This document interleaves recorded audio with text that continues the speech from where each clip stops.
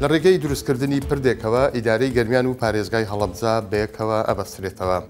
ئێستا ڕۆژانە لە بازاڕەکانی هەرێمی کوردستان دەست بەسەر ماددەی بەسەرچوودا دەگیرێت. هەر لە بازار ئەمێنینەوە بامیەی عەرەبی گەیشتۆتە بازاڕەکانی هەرێمی کوردستان، بەڵام خواردنی هەموو کەس نییە و نرخەکەی زۆر گرانە. سڵاوتان لێبێت. لەسەر ڕووباری سیروان پردەیەک دروست ئەکرێت کە ئەگەر قسمت بێ و تەواو بکرێت، پارێزگای هەڵەبجە بە ئیدارەی گەرمیان شاد دەکات و دەریوێکی خێریش بەڕووی هەڵەبجەیەکان دەکاتەوە. پردەکە ناوی تەنجی سەید محەممەدە و ئەمڕۆ بەردی بناغی دانرا. بە قسەی دانا عەبدولکەریم وەزیری ئاوەدانکردنەوەی حکوومەتی هەرێمی کوردستان، پردەکە بە زیاتر لە 26 میلیارد دینار دروست دەکرێت و بڕگارە لە 900 ڕۆژدا تەواو بکرێت. بە تەواوبوونیشی دەواازەیەکی نوێی ئاوەدانی و بازرگانی بەڕووی هەڵەبجەدا دەکرێتەوە. پردی تەنجی سەید محەممەد 600 مەتر درێژە و بەرجەکەشی لە هەندێک شوێن دەگاتە 25 مەتر. بە تەواوبوونی قەزای دەربەندیخان لە ئیدارەی گەرمیان و پارێزگای هەڵەبجە بەیەکەوە بەستێتەوە.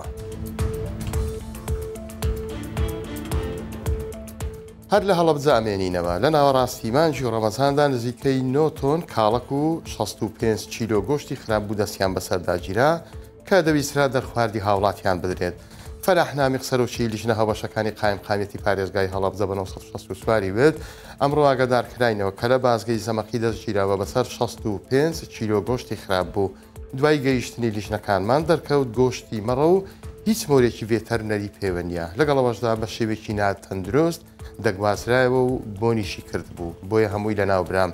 بەڕێبەراتی گشتی کشت و کاڵی هەڵەبجە ڕایگەیاند. هەر ئەمڕۆ لەلایەن هۆبەی کەرەنتینەی کشت و کاڵی مەرزی تەوێڵە شوشمێ دەستگیراوە بەسەر بڕی 8 تۆن و 930 چیلۆ کاڵەکی خراپ بوو کە شیاو نەبووە بۆ خواردن و بڕیاری گەڕاندنەوەی دراوە بە وڵاتی ئێران چونکە لەوێوە هێنرا بوو.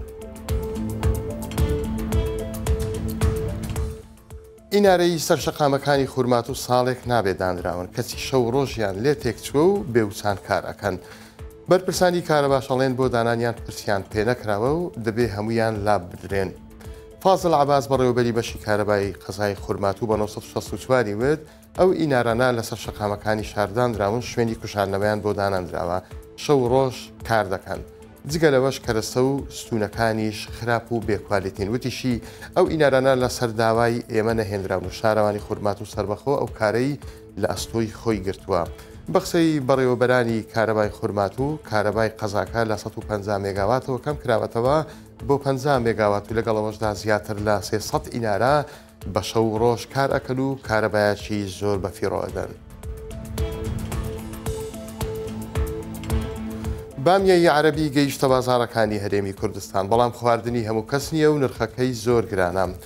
سەروەر عەلی سەرۆکی سەندیکای ئەلوەی سلێمانی بە 964 وت بامیەی حلا هێنراوەتە ئەلوە و چیلۆی بە 25,000 دینارە، لە بازاڕیش لە نێوان 30 بۆ 35,000 دینارە فرۆشتێت.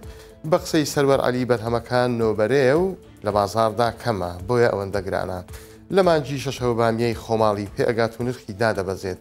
لە هەولێریش پەیامنێری 964 وتی بامیەی ئەم وەرزە هاتۆتە ئەلوە و چیلۆی بە 28,000 دینار قەپان ئەکرێت.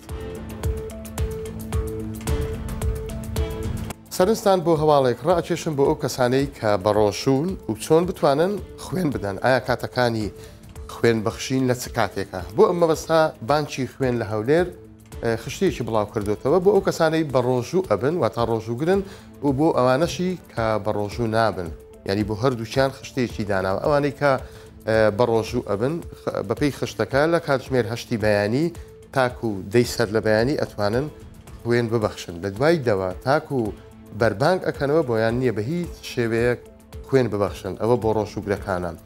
ئەوانەی کە ڕۆژوو ناگرن بە شێوێکی ئاسایی خۆیان کە لە ڕۆژە ئاساییەکان چۆن خوێنیان داوە هەر لە 8 بەیانیەوە تاکو 12 شەو ئەتوانن خوێن ببەخشن.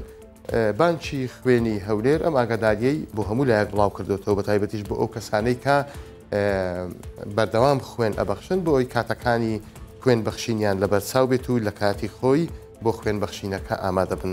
هەواڵەکانم بۆ خوێندنەوە کاتێکی خۆش بۆ هەموو لایەکتان خواتان لەگەڵ.